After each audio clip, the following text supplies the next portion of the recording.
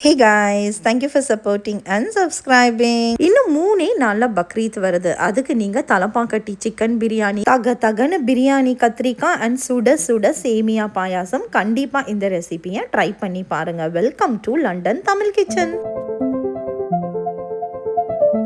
பிரியாணி செய்ய ஆரம்பிக்கிறதுக்கு முன்னாடியே நெய் காலி ஆயிடுச்சு. இன்ஸ்டன்ட் பாட்டில் அப்படியே வச்சு நெய் செய்ய ஆரம்பிச்சாச்சு. இதோட ரெசிபி என்ன ஷார்ட்ஸில் கொடுத்துருக்கேன். டிஸ்கிரிப்ஷன் பாக்ஸ்லையும் டேக் பண்ணுறேன். கண்டிப்பாக செக் பண்ணி பாருங்கள். ரொம்பவே ஈஸியாக மணக்க நெய்யை செஞ்சு எடுத்தா. பர்பிள் கலர் கத்திரிக்காய் வாங்கிட்டு வாங்கினா கடையில் இந்த கத்திரிக்காய் தான் இருக்குன்னு வாங்கிட்டு வந்தாச்சு. நம்ம தான் உள்ளதை வச்சு நல்லது செய்வோமேன்னு சொல்லி எல்லா கத்திரிக்காயும் ரவுண்டாக கட் பண்ணி உப்பை போட்டு பரட்டி எடுத்தாச்சு. ஒரு கடாயில் நல்ல தாராளமாக நல்லெண்ணெய் சேர்த்துக்கோங்க. கண்டிப்பாக இதை நல்லெண்ணெயில தான் செய்யணும். எண்ணெய் சூடானதும் நம்ம கட் பண்ணி உப்பு போட்டு வச்சிருக்க கத்திரிக்காவை இதுக்குள்ள சேர்த்து நல்லா ரெண்டு சைடும் பரட்டி விட்டுறலாம். இவன் வெந்துட்டு இருக்க சைக்கிள் கேப்ல நல்ல ஒரு பெரிய எலும்பிச்சை அளவுக்கு புளிய ஊற வச்சிடலாம். இப்போ கத்திரிக்காவை இந்தாண்ட ஒரு பரட்டு அந்தாண்ட ஒரு பரட்டுன்னு சொல்லி இவன் நிறம் மாறி சுருங்கின உடனே ஒரு பிளேட்டுக்கு டிரான்ஸ்பர் பண்ணி நம்ம எடுத்து வச்சுக்கலாம். இப்போ அதே எண்ணெயிலே 1/4 டீஸ்பூனுக்கு வெந்தயம், 1 டீஸ்பூனுக்கு சீரகம், 2 டீஸ்பூனுக்கு மிளகு சேர்த்து நல்லா பொரிய விட்டுறலாம். இப்ப நீல வாக்குல கட் பண்ணி வச்சிருக்க 2 பெரிய வெங்காயம், 10 வெள்ளை பூண்டை சேர்த்துக்கலாம். அது கூட கருவேப்பிலை ஆட் பண்ணி அப்படியே 2 பச்சை மிளகாவையும் எண்ணெய்க்குள்ள இறக்கி விட்டு எல்லாத்தையும் நல்லா இப்போ வதக்கி விட்டுறலாம். வெங்காயம் வதங்கிக்கிட்டு இருக்க கேப்ல இன்னொரு பாத்திரத்துல 2 டீஸ்பூன் அளவுக்கு நான் வெள்ளை எள்ளு எடுத்திருக்கேன். அது கூடயே அப்படியே ஒரு 1/2 டீஸ்பூனுக்கு வேர்க்கடலை சேர்த்தேன். வெங்காயம் இப்ப நல்லா ஓரளவுக்கு வதங்கினதுக்கு அப்புறமா ஒரு சின்ன தக்காளியை நான் கட் பண்ணி சேர்த்தேன். நான் இஞ்சி பூண்டு பேஸ்ட் எல்லாம் எதுவும் சேர்க்க மாட்டேன். உங்களுக்கு வேணும்னா நீங்க ஒரு 1/4 டீஸ்பூனுக்கு இஞ்சி பூண்டு பேஸ்ட் சேர்த்துக்கலாம். எள்ளு நல்லா பொரிஞ்சிருச்சு எடுத்து வச்சுட்டு இப்ப வெங்காய தலை மேல கொஞ்சமா உப்பை சேர்த்து நல்லா வதக்கி விட்டுட்டு லிட்டை போட்டு மூடி வச்சிடலாம். அந்த சைக்கிள் கேப்ல எள்ளு வேர்க்கடலையை மிக்சர் ஜார்ல போட்டு அரைச்சி எடுத்துக்கலாம். இது ஒரு 2 நிமிஷம் கழிச்சு இதை ஓபன் பண்ணி நல்லா மசிச்சு விட்டுக்கலாம். இந்த டிஷ்ஷுக்கு தேவையான மசாலா பொடி 1/2 டீஸ்பூனுக்கு தனி மிளகாய் தூள் ஆட் பண்ணியிருக்கேன். 1 டேபிள் ஸ்பூனுக்கு குழம்பு மிளகாய் தூள் ஆட் பண்ணியிருக்கேன். குழம்பு பொடி இல்லாதவங்க 3 டீஸ்பூனுக்கு சில்லி பவுடரும் 2 டீஸ்பூனுக்கு மல்லி பவுடர், 1/4 டீஸ்பூனுக்கு மஞ்சள் சேர்த்துக்கோங்க. மசாலாவை ஒரு மிக்சிங் கொடுத்துட்டு நம்ம எண்ணெயில ஃபர்ஸ்ட் போட்டு எடுத்து வச்சிருக்க கத்தரிக்காயும் இந்த மசாலா கூட சேர்த்து நல்லா பின்னி பெடல் எடுக்கிற வரைக்கும் நல்லா பரட்டி விட்டு லிட்டை போட்டு இப்போ நம்ம மூடி வச்சுக்கலாம். ஒரு 3 to 4 நிமிஷம் கழிச்சு லிட்டை ஓபன் பண்ணி நான் இந்த கத்திரிக்காவை நல்லாவே மசிச்சு விட்டுட்டேன். இப்ப கரைச்சு வச்சிருக்கிற லெமன் சைஸ் அளவுக்கு புளியும் தூக்கி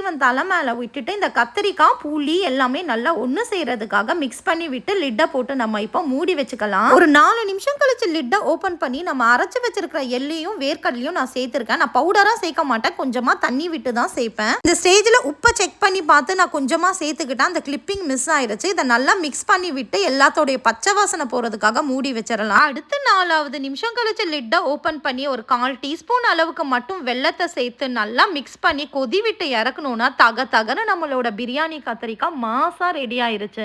சுவையில பாதி சுவையான உப்பு, இனிப்பு, காரம், புளிப்புன்னு எல்லாமே தூக்கலா இருந்தாதான் இவன் சூப்பரா இருக்கும். கண்டிப்பா இந்த ரெசிபியை இதுக்கு ட்ரை பண்ணி பாருங்க. டேஸ்ட்டுக்கு நான் கேரண்டி. சைட் டிஷ்ஷா இறக்கியாச்சு. அடுத்து நம்மளோட main hero Thalappakatti chicken biryani. Mutton எங்களுக்கு அந்த அன்னைக்கு ஃப்ரெஷ்ஷா கிடைக்காதனால நான் சிக்கன் பிரியாணி செஞ்சு காமிச்சிருக்கேன். கண்டிப்பா இந்த ரெசிபியும் நீங்க இதுக்கு ட்ரை பண்ணி பாருங்க. 1 கிலோ சிக்கன் பிரியாணி. ஃபர்ஸ்ட் இதுக்கு ஒரு மசாலா அரைச்சுக்கலாம். 1/2 டேபிள் ஸ்பூன் அளவுக்கு முழு மல்லி, அது கூட 2 டீஸ்பூன் அளவுக்கு சீரகம், மிளகு 1 டீஸ்பூன், அது கூட பெருஞ்சீரகம்னு சொல்ற சோம்பு 1 டீஸ்பூன், ஒரு 10 ஏலக்காய் எடுத்திருக்கு. அது கூட லவங்கம் ஒரு 12 to 13, நல்லா இந்த அளவுக்கு பட்டை ஒரு 8 நல்ல ஒரு சுண்டு விரல் சைஸுக்கு எடுத்திருக்கு. அது கூட ஜாவித்ரின்னு சொல்றது ஒரு ஃபுல் ஸ்பைஸ் அப்படியே எடுத்திருக்க. 2 பே லீஃப் எடுத்திருக்கு. கல்பாசி 1 டீஸ்பூன் அளவுக்கு எடுத்திருக்கு. 12 முழு முந்திரி, ஸ்டார் அனீஸ்னு சொல்ற அன்னாசி பூ இருந்தாலும் எடுத்துக்கோங்க. முந்திரியை தவிர்த்து எல்லாத்தையுமே நான் மிக்சர் ஜார்ல சேர்த்து ஃபர்ஸ்ட் ஒரு ஓட்டு எடுத்துக்கிட்டு வந்துட்டேன். அதுக்கப்புறமா நான் முந்திரியை சேர்த்து நல்லா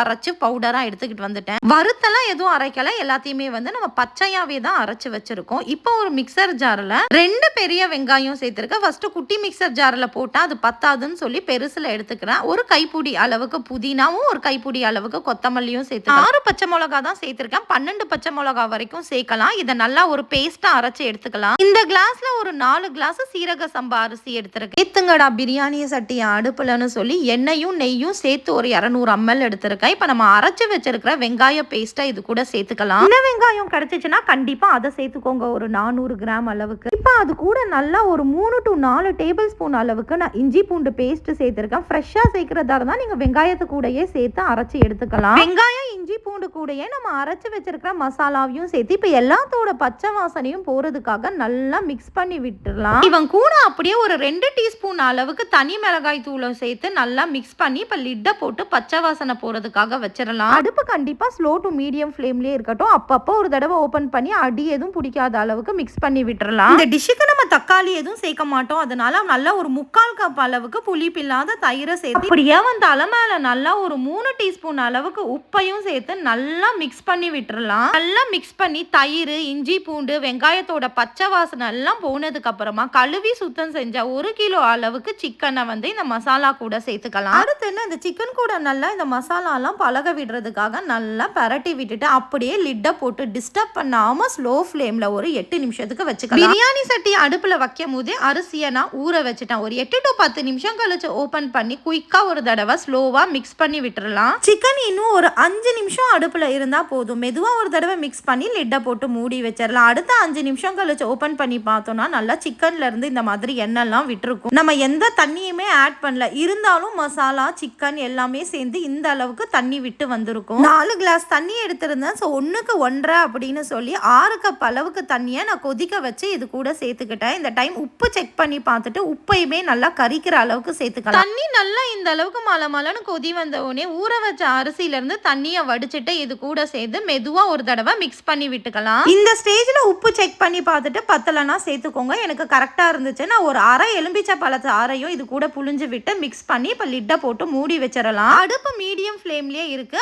6 நிமிஷம் கழிச்சு லிட்டை ஓபன் பண்ணி பார்த்துட்டு ஒரு தடவை மிக்ஸ் பண்ணி நான் லிட்டை போட்டு மூடி வச்சுட்டேன். அடுத்து 6 to 7 நிமிஷம் கழிச்சு ஓபன் பண்ணி பார்த்தோம்னா அரிசியும் தண்ணியும் சமநிலைக்கு வந்திருக்கும். ஒரு தடவை மிக்சிங் பண்ணி இப்ப நம்ம தம் அடிக்கிறதுக்காக தோசை கல்லுல வச்சிடலாம். தம்முல தான் அந்த மேஜிக் நடக்கும். அரிசி எல்லாம் அப்படியே சோறா மாறுற தருணம். 12 நிமிஷம் தம்முல ஸ்லோ ஃப்ளேம்ல வச்சுட்டு அடுத்து ஒரு 10 நிமிஷம் வரைக்கும் டிஸ்டர்ப் பண்ணாம விட்டு ஓபன் பண்ணி பார்த்தோம்னா நம்ம தலைவன் தகன்னு தலப்பாக்கட்டி சிக்கன் பிரியாணி மாசா ரெடி ஆயிருப்பான். பிரியாணி சட்டியை திறந்து தம்மு உடைக்கும் போது ஒரு அரிசி கூட ஒட்டாம போலன்னு வரும்போது வர ஒரு ஃபீல் இருக்கே அடடான்னு இருக்கும். பக்ரீத்துக்கு மட்டன் பிரியாணி தான் செய்வோம். மட்டனை இதே மாதிரி குக்கர்ல உப்பு இஞ்சி பூண்டு பேஸ்ட் சேர்த்து ஒரு 70% வேக வச்சுட்டு பேலன்ஸ் எல்லாம் இதே ப்ரொசீஜர் அப்படியே ஃபாலோ பண்ணி வேணா ட்ரை பண்ணி பாருங்க. கண்டிப்பா இந்த தலப்பாக்கட்டி சிக்கன் பிரியாணியா ஒரு தடவையாச்சும் ட்ரை பண்ணி பாருங்க. பிரியாணினாலே கோழி போட்ட முட்டை இல்லாமலையா, சோ அப்படியே எலக்ட்ரிக் கெட்டல்ல முட்டைய வந்து அவிய வச்சாச்சு. சைட் டிஷ் மெயின் டிஷ் போட்டாச்சு. ஸ்வீட்டுக்காக ஷீர் குருமா இல்ல சேபியா பாயாசம் பார்க்கலாம். இந்த பாயாசம் ரம்ஜான் அப்போ பண்ணது. சோ நான் இன்னைக்கு இது கூட வந்து நான் அட்டாச் பண்றேன். ஒரு கடாயில 3 டீஸ்பூன் அளவுக்கு நெய், ஒரு ஏலக்காய் சேர்த்திருக்கேன். இந்த பாக்கெட்ல இருக்கிற நான் வர்மிசெலியை நல்லா வந்து உடைச்சு விட்டு சேர்த்துக்கிட்டேன். என்னதான் அது ரோஸ்டட்னாலும் இதை நல்லா வந்து நம்ம ரோஸ்ட் பண்ணி எடுக்கணும். வறுத்தவனை தூக்கி அந்தாண்ட வச்சுட்டு ஒரு பெரிய பாத்திரத்துல 1 கிளாஸ் அளவுக்கு தண்ணி ஊத்திருக்கேன். தண்ணி நல்லா கொதி வந்த உடனே இந்த அளவுக்கு ஃபுல் ஃபேட் மில்க் சேர்த்திருக்கிறேன் 2 லிட்டருக்கு. பால் நல்லா கொதி வந்ததுக்கு அப்புறமா நம்ம வறுத்து வச்சிருக்கிற சேமியாவை இது கூட சேர்த்து மிக்ஸ் பண்ணி விட்டுறலாம். சேமியாவும் பாலும் நல்லா ஒண்ணு சேர்ந்து கொதிச்சதுக்கு அப்புறமா 1.5 கப் அளவுக்கு சுகர் ஆட் பண்ணிருக்கேன். அது கூட 1 டீஸ்பூனுக்கு ஏலக்காவையும் சேர்த்து மிக்ஸ் பண்ணி விட்டுறலாம். இது கொதி வர கேப்ல அந்த சைடு நெய்யை சேர்த்துட்டு நல்லா ஒரு கைப்பிடி அளவுக்கு முந்திரி, நல்லா ஒரு 3 டீஸ்பூன் அளவுக்கு சாரப்பருப்பையும் சேர்த்து நல்லா வறுத்து எடுத்துக்கிட்டு வறுத்தவனை தூக்கி கொதிச்சவன் தலை மேல கொட்டி எல்லாத்தையும் மிக்ஸ் பண்ணி கொதி விட்டு எடுத்தோம்னா நம்ம சேமியா பாயாசம் என்ற ஷீர் குருமா சூப்பரா ரெடி ஆயிரும். பாதாமையுமே அரைச்சு ஊற வச்சு கூட சேர்த்துக்கலாம். கண்டிப்பா இந்த ஈத் பெருநாளைக்கு நம்ம